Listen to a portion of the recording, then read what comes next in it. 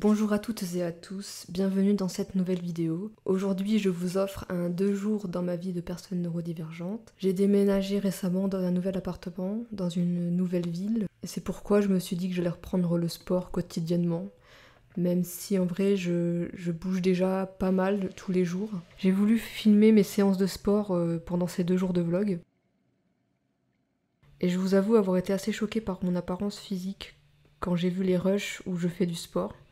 Vous voyez la lexithymie, quand on n'arrive pas à se rendre compte de nos émotions, à les identifier, à les reconnaître, etc. Eh bien là, je vis un peu la même chose avec mon corps. Je n'avais jamais vraiment pris conscience du poids que j'avais pris en fait. J'étais peut-être aussi dans une forme de déni, je n'avais pas forcément envie de voir voilà, tout le poids que j'avais pris, parce que voilà, je pense que ça aurait été trop compliqué à gérer psychologiquement peut-être, j'en sais rien. Je ne sais pas ce qui ne va pas exactement, peut-être que c'est mon alimentation. Voilà, c'est vrai que j'ai beaucoup trop tendance à me réfugier dans la nourriture, notamment les sucreries et les chips.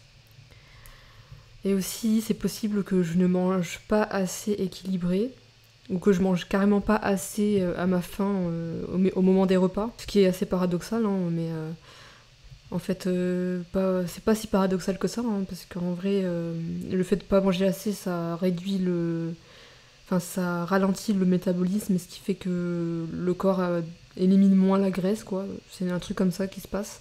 Donc, il aura plus tendance à stocker la graisse, en fait, le corps, quand le métabolisme est ralenti. Voilà, voilà.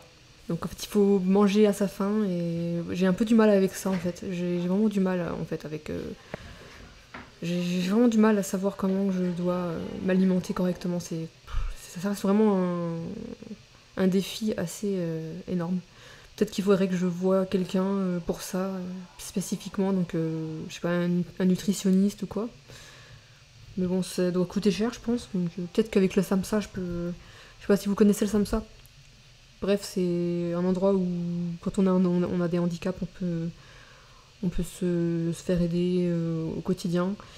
Et là, c'est un SAMSA qui gère, enfin, qui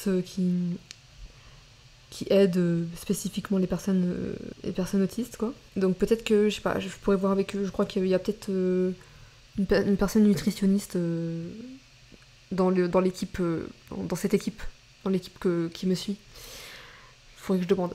Voilà, tout simplement. Aussi, je pense que le fait que j'ai pas une qualité de sommeil encore optimale peut aussi avoir un impact sur ma prise de poids, tout ça.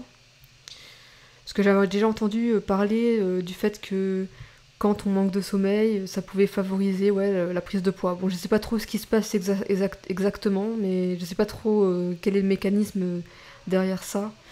Qui fait qu'on prend du poids si on dort pas suffisamment ou quoi. Je sais pas trop. Mais en tout cas, je sais que ça a une incidence sur la prise de poids, c'est ça, c'est tout. Mais voilà, c'est un peu de ma faute si je dors mal. Je traîne vraiment trop longtemps sur mon téléphone le soir. Il faudrait vraiment que je change mes habitudes le soir, mais j'ai vraiment du mal encore avec ça, c'est très compliqué. C'est très compliqué. Vraiment, je réalisais pas que j'avais pris tout ce poids, mais en voyant ces vidéos, je suis bien obligée de reconnaître que je suis en début de surpoids, en fait. Clairement, voilà, faut voir la vérité en face, c'est un début de surpoids. Et ça m'attriste énormément, pour tout vous dire. Je me trouvais déjà pas très jolie avant, mais alors là, je suis devenue carrément monstrueuse. Vous savez, je vous avais déjà parlé d'une fille que je copiais quand j'étais en primaire, collège, lycée, qui avait tout pour elle. Voilà, elle est belle, enfin, elle est à l'aise en société. Eh bien, sachez que je sais où en est cette personne actuellement dans sa vie et je suis très loin derrière elle en tout. Elle s'est mise sérieusement au sport il y a quelques années et elle a réussi à s'y tenir. Elle n'a jamais arrêté, abandonné. Elle est consistante dans sa pratique du sport. Voilà, elle a réussi à se sculpter un corps athlétique. Enfin voilà, on voit qu'elle est sportive. Aussi, elle a l'air d'avoir le job de ses rêves. Elle est hyper productive. Elle est toujours aussi belle aussi. Et Voilà, quand je me vois moi dans mes vidéos, je peux pas m'empêcher de la voir elle dans ma tête en fait. J'arrive pas à m'empêcher de faire le comparatif quoi. C'est un peu con mais bon. C'est très toxique comme comportement, je vous l'accorde. Et d'ailleurs j'en parle jamais de ce genre de choses, enfin de ce dont je suis en train de vous parler, puisque j'ai très très honte de moi pour tout vous dire. Parce qu'imaginer avoir 31 ans et être en train de se comparer à son ancienne meilleure amie du collège, c'est assez futile je trouve, très enfantin même. Mais je suis incapable de m'en empêcher, pour tout vous dire. C'est plus fort que moi. Je sais pas, qu'est-ce que vous en pensez, vous, de ce comportement, honnêtement? Enfin, est-ce que vous pensez que c'est problématique? Enfin, je sais pas, dites-moi. Ne soyez pas non plus trop méchants dans les commentaires, même si je sais pas si c'est possible d'être gentil en disant la vérité. Bref, voilà quoi, je me suis remis au sport et je vais essayer de mieux manger et d'être régulière dans ma pratique sportive. Je sais que peut-être vous avez un sentiment de déjà-vu en entendant ces mots, mais cette fois-ci j'ai vraiment le déclic. Ces vidéos m'ont vraiment fait un choc. Il ne s'agit pas seulement de perdre du poids pour être plus jolie, hein. C'est pas qu'une question d'apparence, hein. C'est aussi pour une question de santé. En effet, j'ai très très peur que ma vie soit écourtée à cause de mes mauvaises habitudes de vie.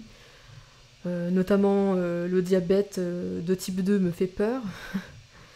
Heureusement, j'ai fait des tests sanguins récemment et je ne suis pas encore concernée par ça. Voilà. Mais il faut absolument que je me ressaisisse à ce niveau-là. J'ai arrêté de fumer, de boire de l'alcool, j'ai arrêté de vapoter, tout ça, et tous ces trucs négatifs, là, j'ai réussi à les arrêter, mais voilà, aujourd'hui, mon némésis, c'est le sucre et les chips. Voilà, c'est vraiment ça, mon némésis. Et aussi les réseaux sociaux le soir, avant de me coucher, c'est vraiment mes némésis qu'il faut absolument que j'arrive à mettre en... comment dire, que j'arrive à interrompre, enfin que j'arrive à arrêter, tout simplement. Et je vais essayer de travailler sur ça cette année. On verra si j'y arrive. Je sais pas si ça vous intéresse de savoir si j'y parviens. Peut-être que ça peut motiver certaines d'entre vous à prendre le même chemin peut-être. Voilà, même si bon, je dis pas que... Enfin, il n'y a aucune injonction dans mes paroles, hein, mais vous pouvez prendre ce contenu-là comme un moyen de vous motiver si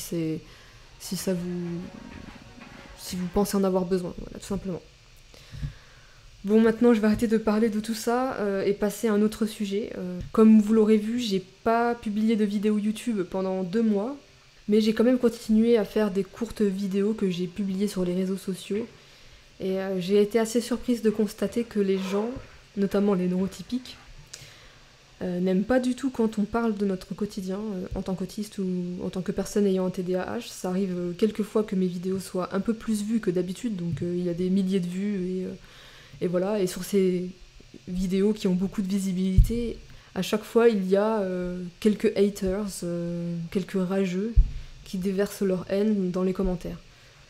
Je me fatiguais à y répondre au départ, mais en vrai je suis en train de me rendre compte que ça ne sert strictement à rien, étant donné qu'ils ne changeront pas d'avis ou qu'ils ne changeront jamais leur comportement. Finalement, je me dis que le mieux, ce serait de les ignorer, de signaler leurs commentaires, et de les bloquer, et faire comme s'ils n'existaient pas, tout simplement. Voilà.